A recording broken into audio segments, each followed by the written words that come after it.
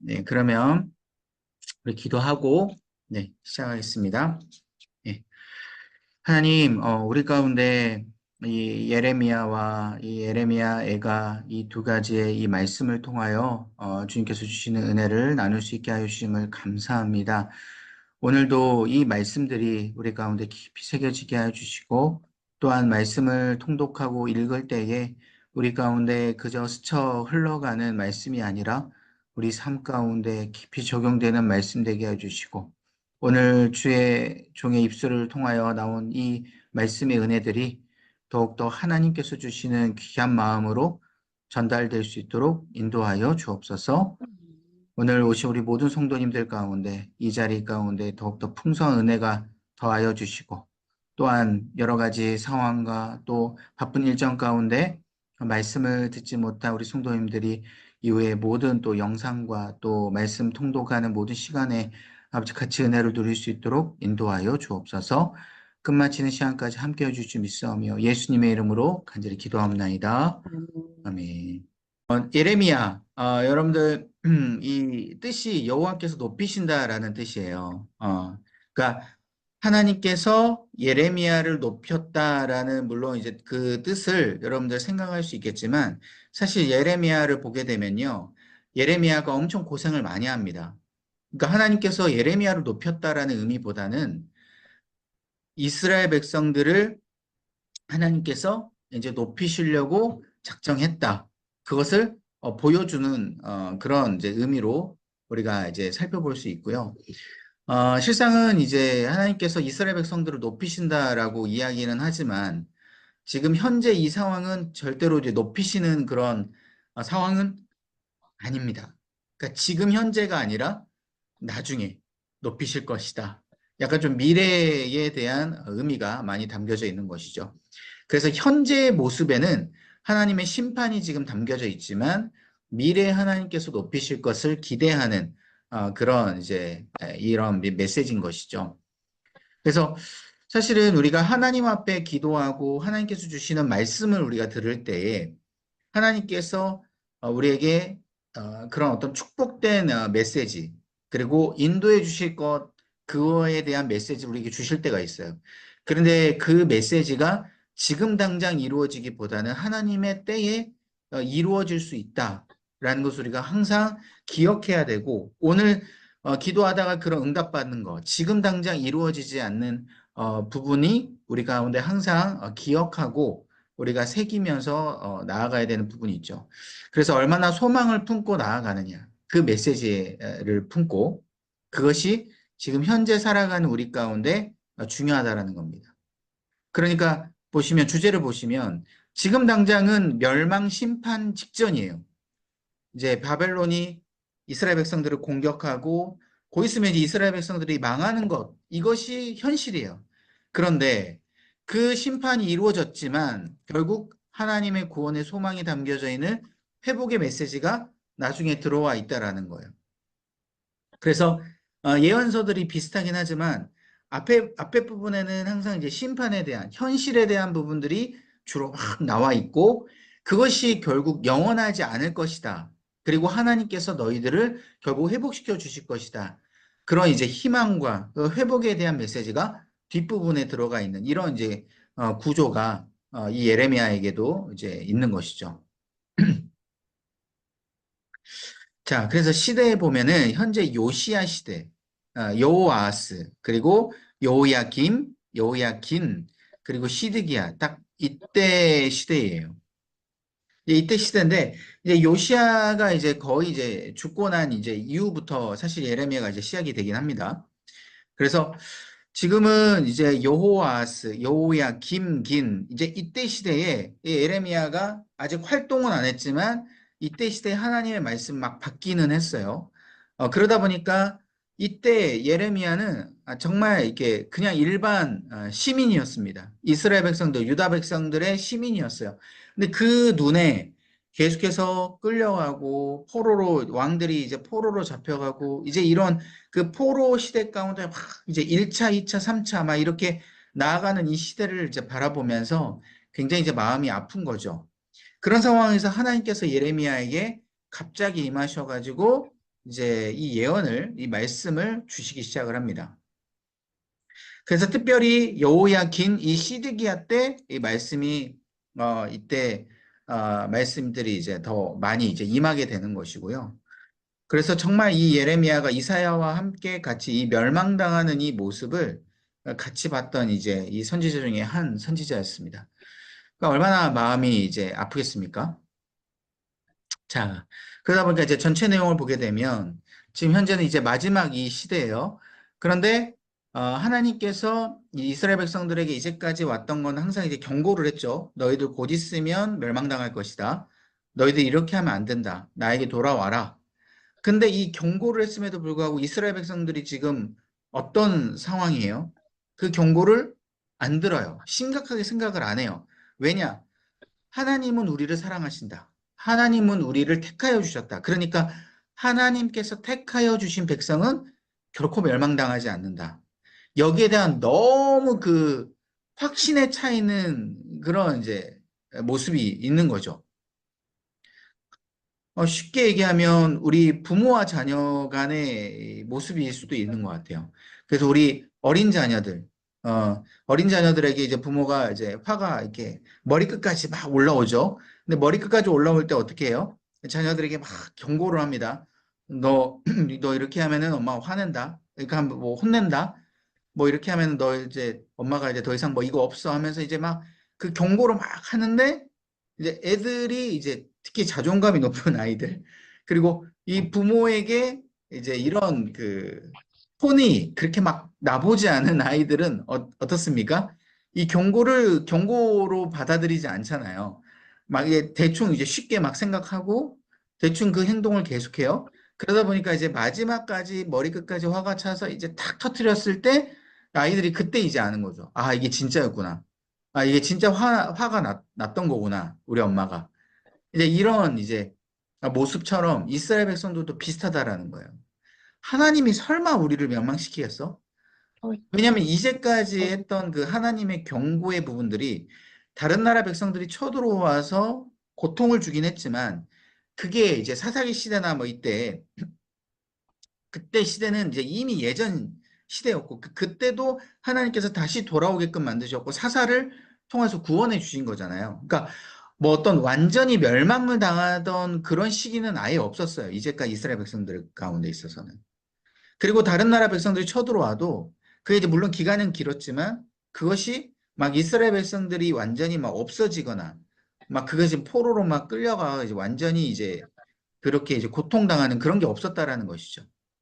그런 이스라엘 백성들이 이제 하나님의 경고 가운데 이거를 이제 무시하기 시작을 한 것이 계속 너무 지속이 된 겁니다. 그러니까 이제 하나님께서는 더 이상 참지 못하고 심판 선언을 딱 예레미야를 통해서 이제 딱 선포를 해버려요. 근데 문제는 여러분 보세요. 진짜 하나님께서 사실은 심판을 하시려고 이제 확정은 하셨지만 그 이면의 마음은 뭐가 있을까요? 하나님이 딱 심판을 선언했을 때 이스라엘 백성들이 그 심판을 듣고 돌아오기를 바라는 마음. 그러니까 심판은 당해도 이스라엘 백성들 마음 가운데 아, 우리가 진짜 잘못했구나 라는 것을 하나님 앞에 깨닫고 다시 돌아오는 것이 이스라엘 백성들에게 바라는 하나님의 정상적인 마음이겠죠. 근데 만약에 하나님이 딱 심판을 했어요. 근데 이스라엘 백성이 그 심판을 당하고도 이스라엘 백성들 마음 가운데 아, 그래, 뭐, 우리 심판 당했네, 뭐. 이제, 그냥 망했네. 이러고 하나님 앞에 돌아오지 않고 그냥 그들 스스로 이것을 인정을 해버리고 그냥 거기서 이렇게 그냥 살아요. 포로로. 만약에 그런 마음이 이스라엘 백성들에 있다면 이거는 더욱더 답이 없는 것이죠. 그럼 한번 생각해 보세요. 여러분들이 자녀들에게 머리끝까지 화가 나가지고 자녀들을 혼냈어요. 혼냈는데 그 자녀들이 혼을 받고도 그것이 아 그냥 혼났네. 아 그냥 뭐 죄송해요. 라고 그냥 방에 들어가 버려. 엄마하고 더 이상 이야기를 안 해. 막 그 회개를 안 해. 그러면 이 부모 마음이 이제 더 이제 어이가 없는 것이죠. 그러니까 이 상황이 사실은 이스라엘 백성들이 포로로 딱 귀환을 했을 때, 포로로 끌려갔을 때, 이스라엘 백성들이 진짜 제대로 된 회개가 나타났어야 되는데, 그런 모습이 없는 모습이 지금 예레미야 가운데 있어서도 사실은 드러나게 됩니다. 그래서 예레미야의 마음이 사실은 너무나도 잘 담겨 있는데, 애끓는 마음. 음. 이게 이 창자가 끊어질 듯한 애끓는 마음. 스플랑크 니조마이 담임 목사님께서 설교하실 때도 말씀하셨는데 아마 들어보셨을 거예요. 그 애끓는 마음이 여기에 들어가 있는 거예요. 그래서 에레미야가 하나님의 마음을 딱 받다 보니까 하나님이 이렇게 창자가 끊어질 듯한 이런 고통으로 이스라엘 백성들을 이렇게 심판을 하셨고 이스라엘 백성들이 그렇게 다시 심판을 당해도 돌아오지 않는 그런 모습, 회개하지 않는 제대로 된 회개가 없는 그 모습에 하나님께서 이런 마음이겠구나라는 것이 이 에레미야가 너무나도 잘 제대로 깨닫게 되는 겁니다. 그래서 우리가 예레미야를 읽게 되면서 이런 하나님의 정말 이 애끓는 마음이 우리 가운데 들어오게 되는 거예요. 아, 진짜 그 멸망당하는 그 모습을 바라보는 아버지의 마음. 이스라엘 백성들이 끌려가면서도 자신들이 무엇을 잘못했는지도 모른 채 하나님이 우리를 버렸어. 라고 그렇게 정말 포기하고 그렇게 끌려가는 그 마음. 특별히 에레미야가 멸망당하기 전에 막 선포를 하게 됩니다. 야, 너희들 하나님의 마음이 지금 이래. 하나님이 심판을 확정을 하셨어. 근데 그럼에도 불구하고 너희들 하나님께 회개를 해야 돼. 라고 말은 했지만 백성들이 그 말을 듣고 오히려 에레미야를 핍박합니다. 마지막에. 지금 네가 뭔데 우리들한테 그렇게 얘기를 하냐. 하나님은 우리를 절대 심판하지 않으셔. 이제 이런 이제 모습들이 이제 쭉 담겨져 있고요. 그리고 이후에 이제 마지막에 37장 이후에 보게 되면 이제는 구원의 소망으로 다시 하나님께서 회복시켜 주시리라라는 이제 희망의 메시지가 들어가 있습니다. 하나님께서 이렇게 애끓는 마음으로 이스라엘 백성들을 심판하고 그렇게 바라봤지만 결국은 하나님의 온전한 그 때에 하나님께서 다시 회복시켜 주신다. 결국 하나님께서 져주시는 것이죠. 사실은 이스라엘 백성들이 그렇게 막 하나님 앞에 막 엄청나게 회개하거나 막 그런 게 포로 귀환을 하고 나서지 포로 귀환을 하기 전에 바벨론 포로 생활 가운데 있어서는 그렇게 막 보이지가 않아요. 물론 말씀에 안 나와 있어서 이렇게 쉽게 말을 할 수 있을지 모르겠지만 적어도 말씀 안에서는 이스라엘 백성들이 포로 생활을 하면서 그렇게 정말 하나님 앞에 회개한 그런 장면들은 나오지 않습니다. 사실 끊겨 있어요. 그 70년 포로 생활 안에서는. 그래서 우리가 포로 생활 안에서 우리가 그 생활을 엿볼 수 있는 거는 뭐 다니엘, 뭐 이런 뭐 에스겔, 뭐 이런 정도의 이런 이 예언자들의 모습 가운데 조금 나와 있지. 나머지 부분들은 그렇게 막 엄청 나와 있지는 않습니다. 음. 아무튼 그래서 전체 구성을 보게 되면 52장으로 예레미야가 지금 구성이 되어 있는데 전반 부분하고 후반 부분으로 이렇게 나눠져 있어요. 전반 부분은 유다 멸망 이전으로 여러분 생각하시면 돼요. 아까 말씀드린 뭐 시드기야 마지막 왕 때까지 막 예레미야가 계속 선포를 합니다. 너희들 돌아오라. 너희들 잘못했다. 너희들 하나님께 회개해야 된다. 심판이 곧 임할 것이다. 근데 이때 이스라엘 백성들이 아까 말씀드렸듯이 예레미야의 말 듣지 않고 예레미야를 오히려 핍박하고요. 결국 멸망당하는 모습이 이 전반 부분에 착 나와 있어요. 그러니까 예레미야 위주로 막 선포를 하게 되는 모습이 나오게 되는 것이죠. 이 전반 부분에 있어서는. 그리고 이제 후반 부분에 있어서는 이제 멸망당하고 난 이후에요. 그래서 멸망당했는데 많은 사람들이 이제 포로로 끌려가잖아요. 1차, 2차, 3차 이렇게 해가지고 포로로만 이제 끌려가는데 이때는 이제 완벽한 3차 포로로 끌려가는 장면이 끝난 거예요. 그러니까 시드기야 왕까지 포로로 딱 끌려가 버린 겁니다. 이제 진짜 이스라엘 백성들이 완전히 멸망한 거예요. 근데 이 멸망했는데 그렇게 완전히 끌려가고 난 상황에서 과연 예레미야도 포로로 끌려갔냐? 예레미야는 포로로 끌려가진 않고요. 애굽으로 가게 됩니다. 애굽. 애굽으로 하나님께서 인도하심을 따라서 가게 돼요. 그러니까 이스라엘 백성들 중에 바벨론으로 포로로 끌려간 백성들도 있고요. 그 중에 그 이스라엘 땅에서 그 바벨론의 영향력 아래에 살아가는 사람들도 있고요. 또 이스라엘 땅에서 살지 않고 애굽이나 다른 나라로 망명해서 도망친 백성들도 있습니다. 그러니까 이렇게 크게 세 부류의 이스라엘 백성들이 거주했다라고 여러분들이 이 포로 생활 가운데 거주했다라고 여러분이 기억하시면 돼요. 그러니까 바벨론으로 끌려간 이스라엘 백성들은 주로 어떤 백성들이냐? 이제 여담으로 말씀드리는 건데 이 백성들은 이스라엘 백성들의 약간 지도자급들이 거의 다 끌려간 거예요. 지도자급들. 뭐 족장들, 제사장들, 또 왕족, 그리고 그 지역의 약간 유지들. 이런 백성들 위주로 이 바벨론으로 다 끌려가 버린 거예요.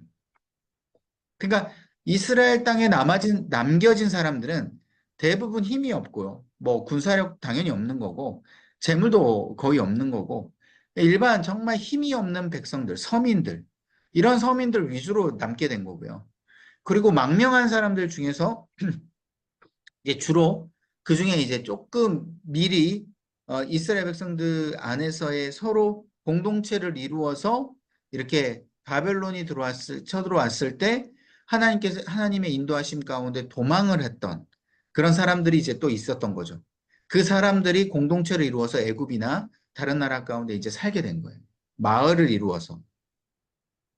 아무튼 이렇게 이제 세 부류로 여러분들이 기억하시면 되는데 그 중에 이제 예레미야가 애굽으로 갔던 사람 중에 한 사람이었습니다. 그래서 이게 도망간 그 사람들의 어떤 그 공동체에 예레미야가 속해 있어가지고 그 중에서 거기서 이제 또 하나님에 대한 말씀을 예언을 하게 된 것이죠. 근데 하나님에 대한 말씀을 이제 예언을 할 때는 이제는 이스라엘 백성들에 대한 예언이 아니라 다른 나라 백성들에 대한 예언을 합니다. 그러니까 이방 나라. 그래서 이 이방 나라라고 하면 이스라엘 백성들을 이스라엘 백성들을 멸망시켰던 뭐 바벨론, 또 힘이 있는 다른 열강들에 대한 그런 나라들에 대해서 예언을 하게 된 것이죠. 심판을 예언을 하게 된 겁니다. 그들도 멸망당할 것이다. 그들이 이 이스라엘 백성들이 멸망당한 것처럼 너희들이 지금 이렇게 웃고 있고 잘 사는 것처럼 보이지만 하나님께서 결국 멸망시킬 것이다 라고 경고를 하게 되는 것이죠. 그리고 그렇게 이방 나라들이 멸망당하게 되면 이스라엘 백성들은 회복시켜 주실 것이다. 그게 이제 이 하반 부분이에요. 그래서 1장부터 대략 한 36장까지는 전반이고 37장부터는 이런 이제 이방 나라들에 대한 예언을 선포하고 회복에 대한 선포를 하게 됩니다. 그래서 제가 여기 적진 않았지만 전반 부분이 1장부터 36장 그리고 37장부터 52장이 후반 부분이라고 여러분들이 기억하시면 되겠고요. 자, 그럼 보시면 자, 1장부터 25장까지는 뭐냐? 아까 말씀드렸듯이 이제 예루살렘에 대해서 너희들 하나님께서 심판을 이제 확증시켰다. 그래서 막 이제 예레미야가 선포하게 돼요. 선포하게 되는데 자, 이제는 그 선포하는 그 내용이 이스라엘 백성들이 어떤 지금 상황이고 어떤 정체성인지에 대해서 정확하게 이야기를 해줘요. 그게 뭐냐? 이스라엘 백성들이 지금 현재 하나님의 신부였다라는 거예요. 신부. 하나님의 신부인데 하나님을 사랑하지 않고 누구예요? 다른 이방신을 사랑한 그런 이스라엘 백성들의 불륜, 그런 모습. 그래서 신부로서 하나님을 사랑하지 않는 그런 이제 모습을 딱 이야기를 해주고 있고요. 그러다 보니까 하나님께서 정말 이 분노가 가득 찬 그런 모습을 이야기를 해주고 있습니다. 그리고 특별히 이런 저기 이스라엘 백성들에 대한 이 심판 안에서 결국 이 선지자들, 왕, 지도자들 이런 사람들에 대한 심판의 예언이 강하게 담겨져 있어요. 왜냐? 이 사람들이 이스라엘 백성들을 잘못된 길로 인도했다. 이방신을 섬기게 했다. 라고 하나님께서 원인이 결국 이 지도자급들에게 있다라는 것에 대해서 하나님께서 이제 이야기를 하고 있는 것이죠. 그래서 정말 지도자가 그래서 너무 중요하게 된 거예요. 지도자뿐만 아니라 한 가정의 지도자, 한 가정의 가장, 그죠? 한 가정의 영적 리더십. 이것도 너무 중요한 것이죠. 우리 가정 가운데 누가 영적 리더십을 가지고 이렇게 이끌어가고 있는지. 이제 우리 가정에 나 혼자만 예수님을 믿고 있다. 그러면 내가 우리 가정의 영적 지도자인 것이죠. 뿐만 아니라 우리 가정 가운데 전부 다 예수님을 믿지만 나만 정말 이렇게 예수님 앞에 내가 제대로 서고 또한 예배를 제대로 나가고 이렇게 섬기고 있다. 그럼 내가 영적 리더인 거예요. 그래서 이런 영적 리더들이 어떻게 하냐. 거기에 대해서 정말 영향력이 너무나도 크다라는 것을 알려주고 있는 것이고요. 그 다음에 26장부터 36장 보시게 되면 이제 하나님 말씀을 선포했잖아요. 심판에 대해 선포했는데 이스라엘 백성들이 이 말씀을 듣고 거부하는 장면들. 이게 이제 주로 나오게 됩니다. 특별히 에레미야를 핍박하는 장면. 근데 이 에레미야가 이 하나님의 선포에 대해서 이제 이 심판에 대해서 선포를 할 때 뭐라고 이야기했냐면 너희들 바벨론 포로 생활 가운데 소망을 찾을 수 있다. 우리가 바벨론 포로 생활을 잘 해야지만이 우리가 구원받을 수 있다라고 예레미야가 이렇게 포로 생활이 뭔가 하나님의 온전한 뜻임을 말을 해버리니까 이스라엘 백성들이 이거를 이제 믿지를 못하는 거예요. 왜냐? 이스라엘 백성들 입장에서는 아까 처음에 말씀드렸듯이 완전히 멸망당한 적은 없어요. 다른 나라 가운데 핍박을 당할 수 있는 거죠. 그러니까 이 바벨론이라는 나라도 자기들을 뭔가 핍박을 하고 영향력을 미치는 존재 정도로만 생각을 한 거지. 그래서 우리가 이 이스라엘 땅에서 우리가 하나님을 찾는 게 맞다라는 그런 정말 이제 말은 잘하죠. 아무튼 우리가 이스라엘 땅에서 하나님을 충분히 잘 찾을 수 있다. 근데 우리가 왜 이스라엘 땅을 떠나서 하나님 이 예루살렘 성 가운데 우리의 그 하나님의 임재가 있다라고 분명히 말씀하셨는데 왜 우리가 이 이스라엘 땅을 떠나서 바벨론이라는 저 정말 하나님께서 택하시지도 않는 저 땅, 저 민족 안에서 우리가 포로 생활을 해야 되냐? 이게 도저히 이스라엘 백성들 가운데 받아들일 수 없었다라는 거예요. 그래서 결국 이스라엘 백성들 안에서는 이 이스라엘 땅, 이 이스라엘 이 민족, 이곳이 너무 중요하고 하나님의 임재가 있다. 하나님께서 결국 떠나지 않으실 것이다라는 아직 그런 이 중앙성소 사상, 이 신명기 사관이라고 그때 말씀드렸죠. 그래서 그 사관이 아직까지도 여기 가운데 계속 있는 거예요. 그래서 결국 장소가 중요한 게 아닌데 결국 다윗 시대 때도 그 우리 언약궤를 그렇게 하나님의 임재 상징으로 생각한 것처럼 그렇게 뭔가 물건이나 장소가 중요한 게 아닌데 그것에 대해서 너무 중요하게 생각해서 이곳만이 하나님의 임재다. 하나님께서 함께 하신다라는 그 사상 때문에 결국 이스라엘 백성들이 또 거부를 하고 예레미야의 말을 이제 제대로 믿지 않고 오히려 이제 핍박하게 되는 것이죠. 특별히 예레미야가 아까 말씀드렸듯이 이스라엘 백성들의 서민 중에 한 사람이었어요. 그러니까 뭐 어떤 굉장히 영향력 있다라는 사람이든지 뭔가 뭐 지도자 이게 아니라 서민이었기 때문에 결국 요새 말로 듣도 보지도 못한 그런 사람이었어요. 그러니까 그런 사람이 결국 앞에 나와가지고 너희들 하나님 막 심판이다. 뭐 너희들은 바벨론 포로 생활해야 된다. 이래버리니까 이제 아무도 안 믿는 것이죠. 예레미야가 또 이야기를 할 때 이 바벨론의 포로 생활이 하나님의 온전한 그 때가 됐을 때 다시 회복될 것이다. 다시 너희들은 온전하게 돌아올 것이다. 라고 이제 포로 생활뿐만 아니라요. 회복까지도 이제 이야기를 하게 되잖아요. 그러니까 이스라엘 백성들이 이것에 대해서 더 이해가 안 되는 거예요. 아니, 지금 당장 하나님께서 화가 나셨는데, 너 말대로라면 하나님께서 우리를 지금 이렇게 포로 생활 해버리고 지금 놔둬야 되는데, 아니, 뭐 뚱딴지 같이 다시 또 무슨 회복을 또 이야기를 하시냐.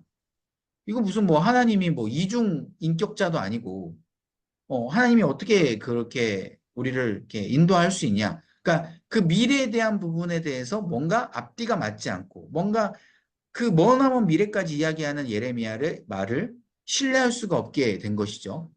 그러다 보니까 이스라엘 백성들이 더 예레미야를 이제 핍박하고 오히려 바벨론의 말에 순종을 했어야 됐는데 왕들까지도 바벨론의 말에 순종하지 아니하고 그 가운데 애굽을 의지하게 되는 그런 모습이 있게 된 것이죠. 그래서 이제 좀 이따 말씀드리겠지만 예레미야가 이제 그 이스라엘 백성들이 이제 포로로 끌려가고 망하고 난 이후에 하나님께서 예레미야를 애굽으로 가게끔 만드신 이유가 바로 여기에 있어요. 왜? 다른 나라도 아니라 왜 애굽으로 가게끔 하셨냐? 이 애굽에 이스라엘 백성들이 계속 애굽을 의지했잖아요. 멸망당하기 전에.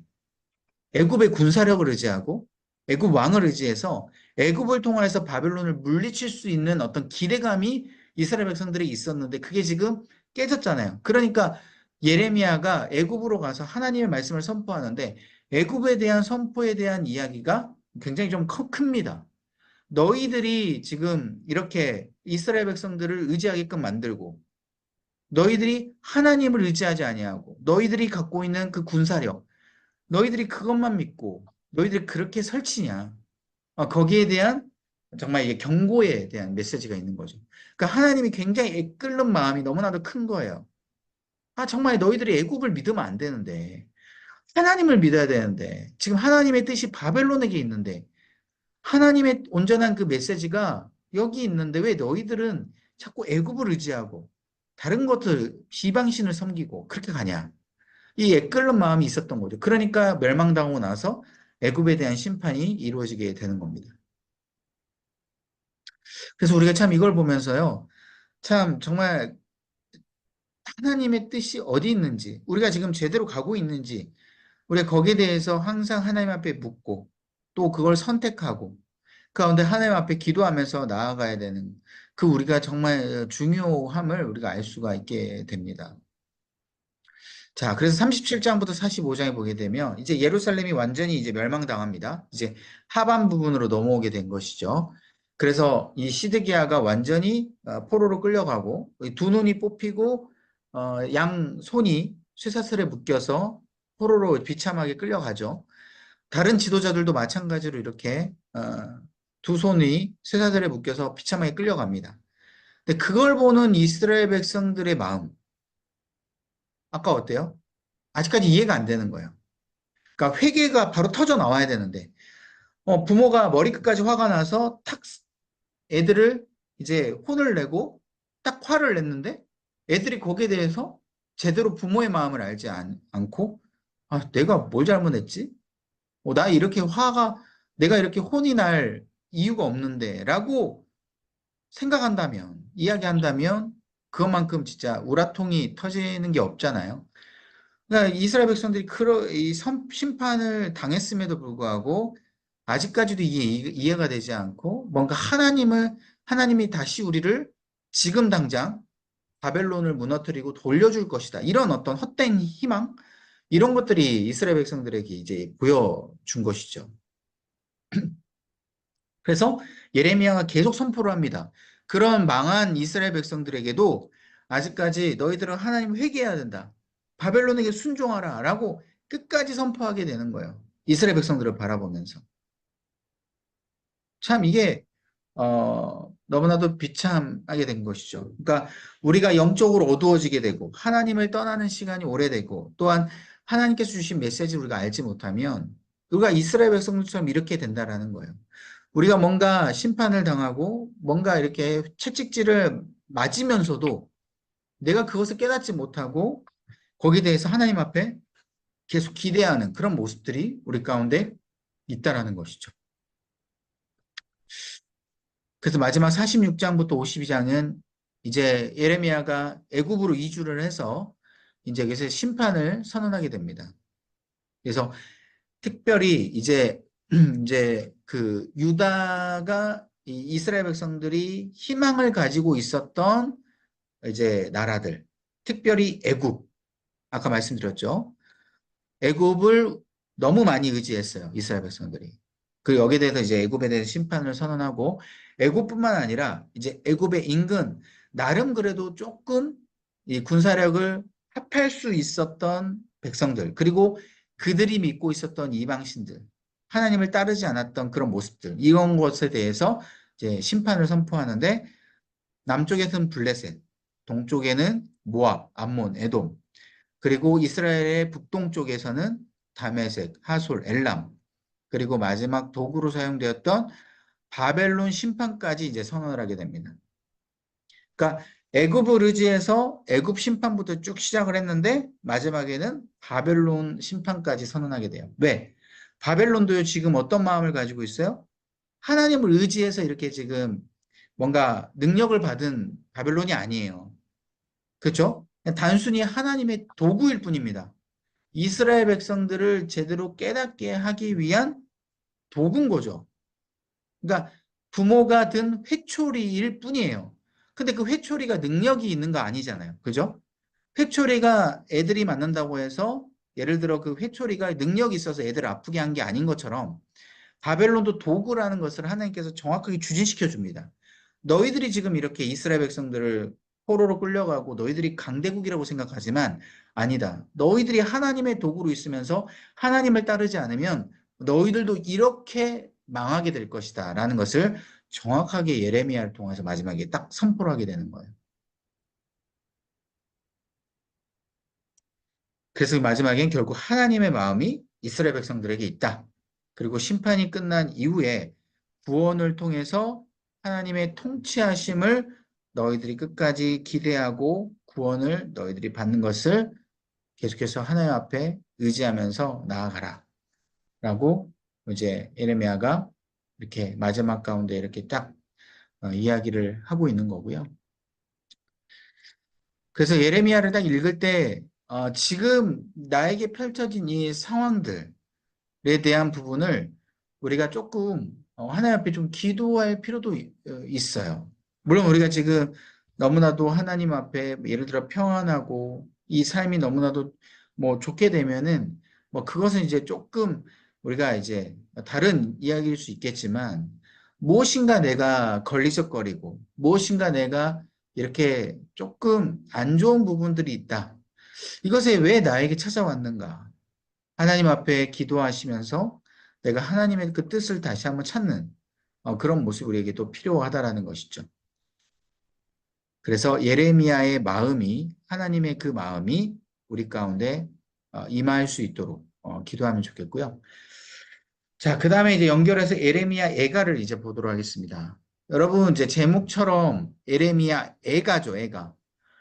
예레미야는 주로 이제 우리가 이제까지 봤던 것처럼 하나님께서 인도하신 여러 가지 상황과 하나님께서 인도하신 여러 가지 그 뜻, 그것들이 이제 예레미야 가운데 쭉 임하게 됐다면 애가는 뭐냐? 애가니까 슬피 우는 노래잖아요. 슬픈 노래잖아요. 예레미야가 소리 높여 크게 울게 됩니다. 왜?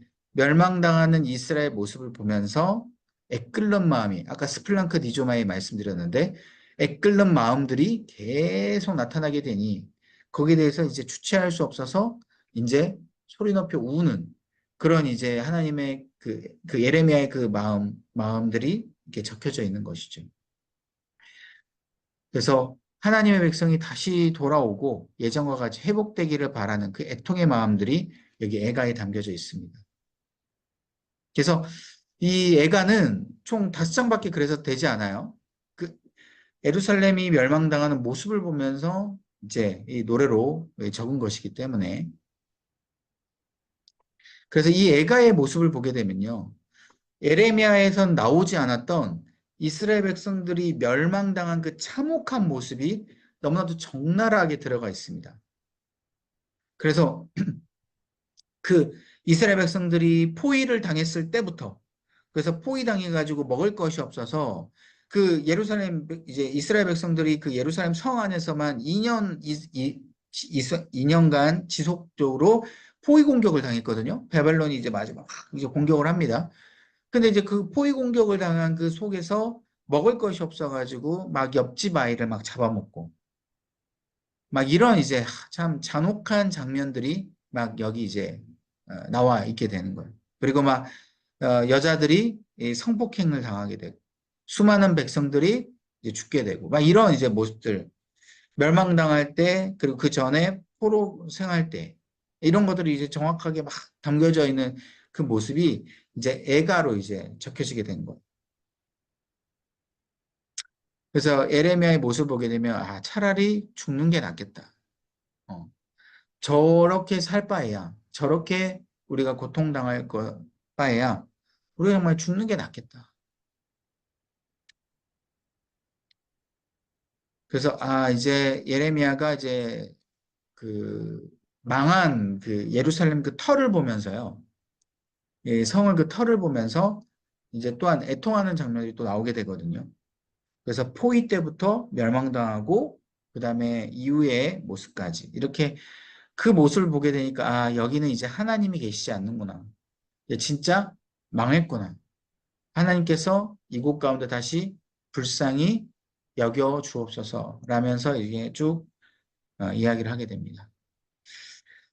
그래서 1, 2, 3, 4, 5장 이렇게 한 장씩 이렇게 구분이 되어 있는데 자, 1장을 먼저 보게 되면요. 이게 그래서 총 이게 5가지 애가라고 불려요. 총 5개 애가. 그래서 첫 번째 애가는 예루살렘의 파멸을 탄식하는 노래를 이야기합니다. 그래서 이제 각자 애가마다 조금씩 주제가 다른데 야, 예루살렘이 지금 완전히 멸망했다. 그래서 지금 현재 1장의 상황은 뭐냐면 멸망을 완전히 당해가지고 이스라엘 백성들 그 예루살렘 성전이 황폐해지고 터가 이게 남는 모습을 보면서 탄식하는 노래부터 시작이 돼요. 이게 첫 번째 애가예요. 그래서 이 모습을 이제 보게 되니까 정말 하나님이 우리를 떠났고 완전히 우리는 멸망당했구나. 그리고 바벨론이 진짜 이제는 우리 이스라엘 백성들을 좌지우지하게 되었구나. 여기에 대한 이제 탄식을 하게 되는 겁니다. 특별히 이렇게 된 원인 중에 하나가 다른 나라 백성들도 우리를 도와주지 않았고 우리가 애굽을 그렇게 의지해서 이게 또 멸망을 당했구나라는 것을 그 원인을 또 이야기하는 그런 이제 모습들이 나오게 돼요. 참, 그러니까 저는 이제 이 애가를 이렇게 보게 되면서요. 참 특별히 이게 이스라엘 백성들이 이렇게 탄식을 했어야 되는데, 그러니까 이렇게 바벨론의 포로로 가서 이스라엘 백성들이 이 예레미야처럼 이렇게 슬퍼하면서 회개를 했어야 됐는데, 라는 생각이 많이 들어요. 근데 이게 정말 어쩌면 예레미야가 울어봐야 사실 그렇게 큰 소용이 없는 거거든요. 이스라엘 백성들이 울어야 되거든요. 그러니까 정말 우리가 이렇게 나아갔을 때, 하나님 앞에 나아갔을 때 중요한 건 우리가 울고, 우리가 애통하고, 우리가 기도하고, 우리가 말씀을 봐야 되고, 우리가 이렇게 하나님 앞에 나아가는 게 중요하다라는 겁니다. 그러니까 중요한 건 뭐냐? 내 옆에 있는 사람의 중보기도도 중요해요. 옆에 있는 사람들이 막 나를 위해서 기도하는 게 물론 힘이 돼요.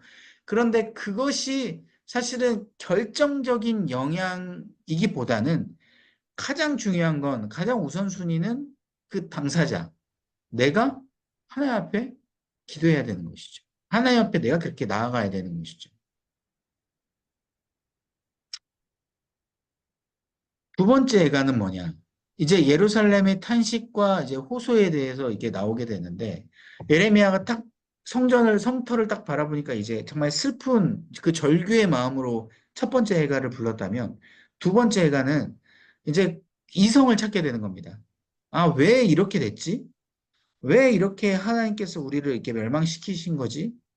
그리고 하나님께서 얼마나 이렇게 진노가 컸는가?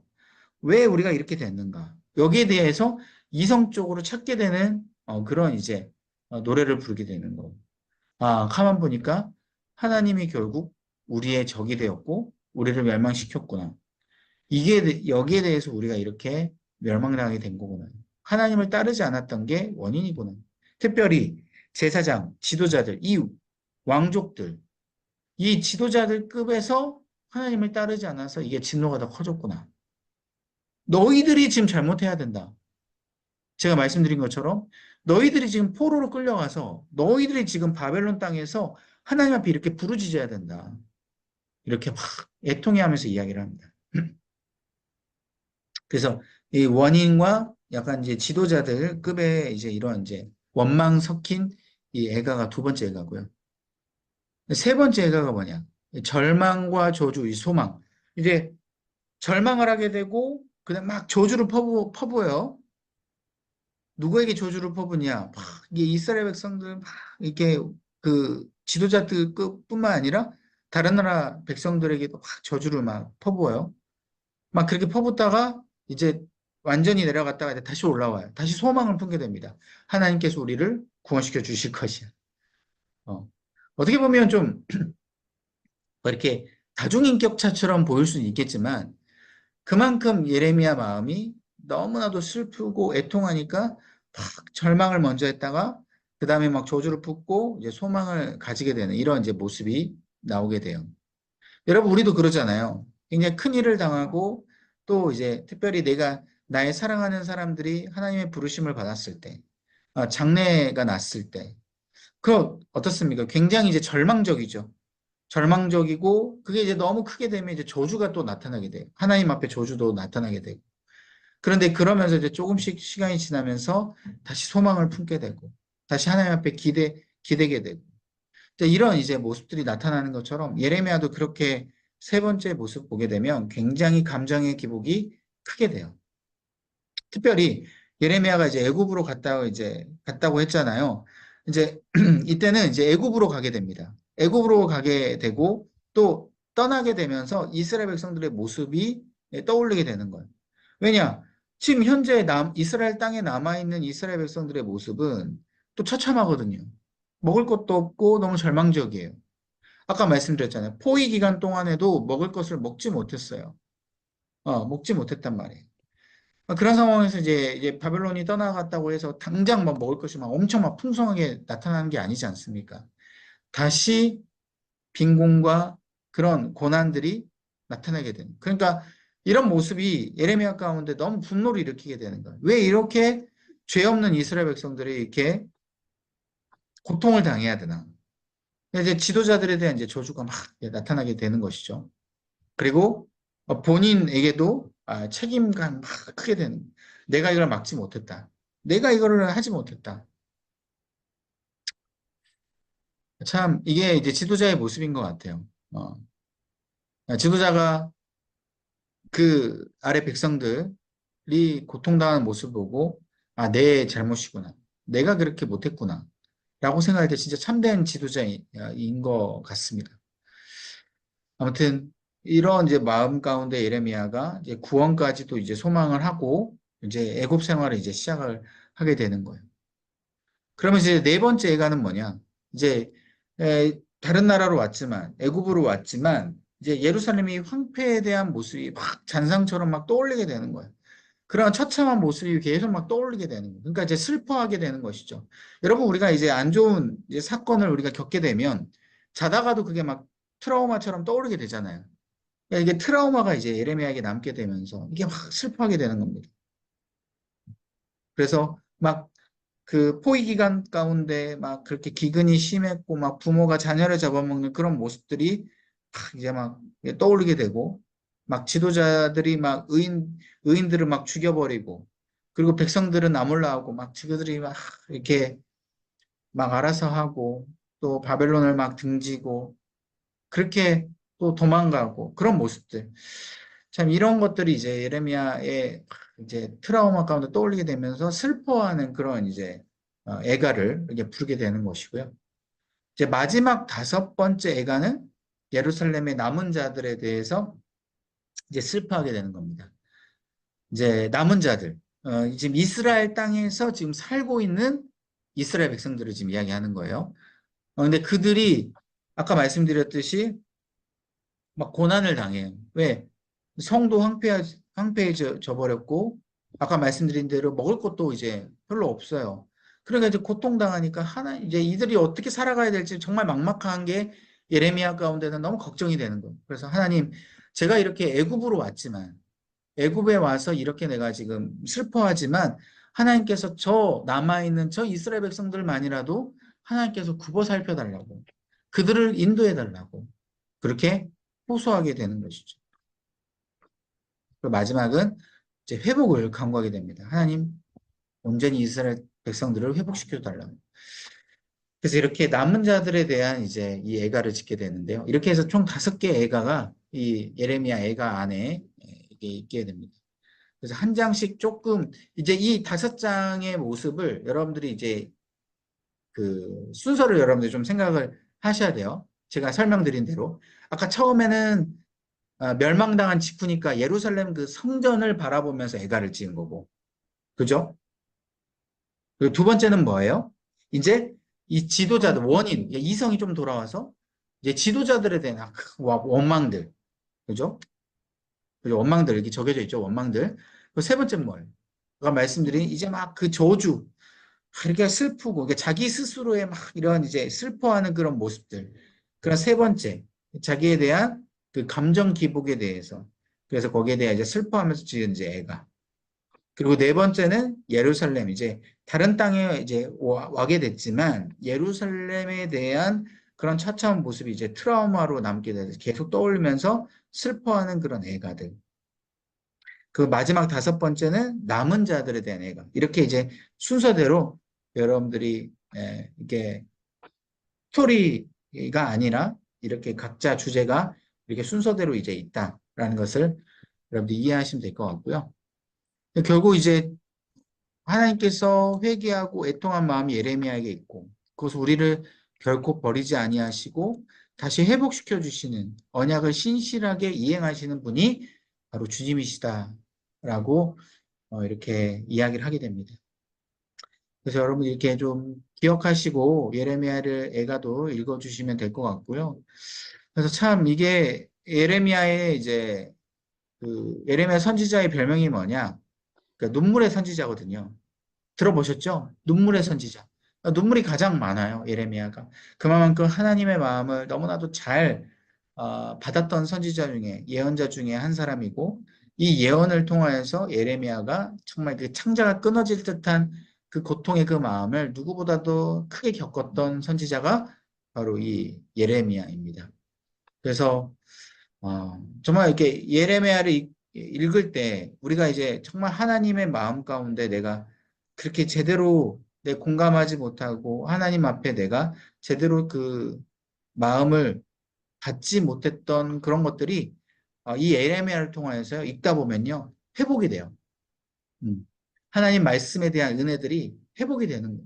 하나님께서 나에게 그렇게 말씀하신 그 말씀에 대한 언약 그것들이 이제 회복이 되니까 여러분들 예레미야를 좀 잘 집중적으로 또 읽어주시면 좋겠습니다. 기도하겠습니다. 하나님, 우리 가운데 이 예레미야의 마음처럼 하나님의 마음이 우리 가운데 깊이 새겨지기를 간절히 소망합니다. 주님께서 말씀을 허락하셨을 때, 주님께서 우리 가운데 은혜를 주셨을 때, 주여 이것이 정말 온전히 우리 가운데 마음이 활짝 열어져서 또한 창자가 끊어질 듯이 그런 애끓는 마음으로 온전히 주님의 마음이 깊이 새겨지게 하여 주시고 또한 그 마음을 통하여 내 자신뿐만 아니라 우리 주변에 있는 많은 사람들을 위하여서 기도할 수 있는 그 애끓는 마음으로 기도할 수 있는 온전한 그 선지자의 모습이 되게 하여 주옵소서.